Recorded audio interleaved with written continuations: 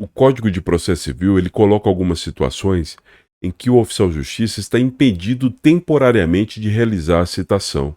Ou seja, não é que ele está impedido de fazer a citação, ele pode até fazer, mas não naqueles momentos determinados pela lei. Eu vou indicar para vocês quais são essas hipóteses de vedação temporária da citação.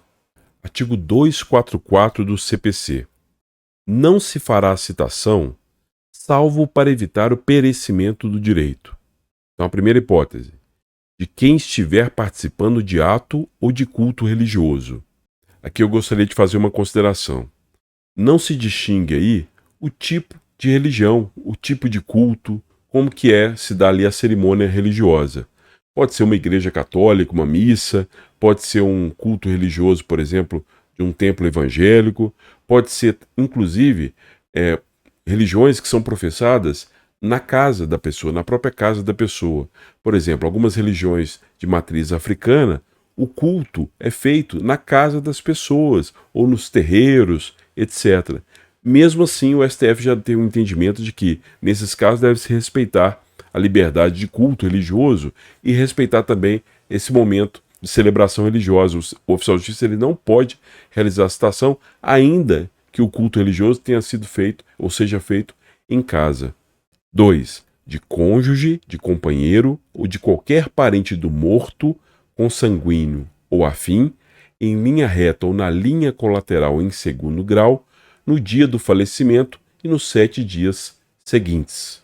Aí nós temos os dias de luto, respeitar essa pessoa nesse momento aí de luto, de perda de um parente próximo, alguém querido ali que faleceu.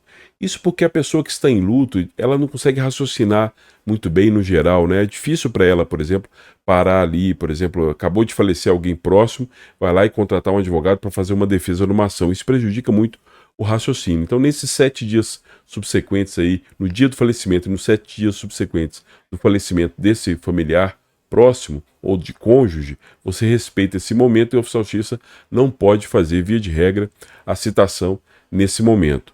O direito português costuma chamar isso de dia ou período de nojo. Para a gente aqui no Brasil, a gente fala mais em período de luto. A gente não usa muito essa expressão de período de nojo. Mas se porventura vocês encontrarem algum autor, mesmo no Brasil, alguns usam essa expressão, período de nojo, quer dizer a mesma coisa de período de luto. 3. De noivos nos 3 primeiros dias seguintes ao casamento. Aqui eu faço uma crítica a essa redação desse dispositivo, porque, ao que parece, ele exclui o dia do casamento, o dia da celebração. Não vejo sentido para isso. Inclusive, existem muitos autores que entendem que deve-se compreender o dia do casamento, o que para mim faz muito sentido. Então aqui, pelo menos, os noivos terão 3 dias aqui de sossego aqui para curtir a lua de mel, sem ser citado e sem ter que contratar um advogado para fazer a defesa. Inciso 4. De doente enquanto grave o seu estado. Aqui eu queria apresentar para vocês o que eu escrevi lá no Código de Processo Civil comentado sobre esse inciso. A gente precisa fazer uma distinção entre doença grave e estado grave da doença. Existe uma diferença aí que pode ser sutil, mas que dá a diferença aí na aplicação desse dispositivo. Eu escrevi o seguinte: alguns processualistas distinguem a doença grave do estado grave da doença.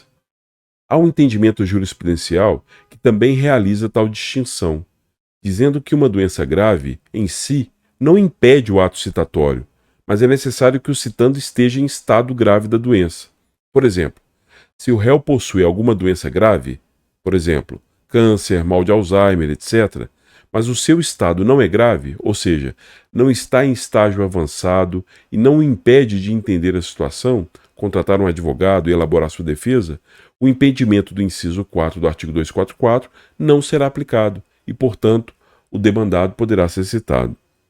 Diferentemente, se o seu estado de saúde é grave e delicado, neste caso, haverá o impedimento temporário do ato citatório. Nesse sentido, o que determina a aplicação ou não da regra que veda a citação não é a gravidade da doença em si, mas a fragilidade da saúde do citando naquele momento, ou, em outras palavras, seu estado no instante da diligência citatória. Ou seja, o citando pode até ter uma doença grave, mas se no momento da diligência citatória ele está num momento bom, ele compreende o que significa o ato de citação, ele pode contratar um advogado e fazer sua defesa, não há nenhum prejuízo em relação a isso, a citação poderá ser feita. Agora, se ele estiver num momento em que o estado dele de saúde for muito frágil, ele não consegue compreender plenamente o que está acontecendo, está passando mal, etc., aí a citação não poderá ser feita. Então, o que importa não é a doença ser grave, mas o estado do citando ser grave.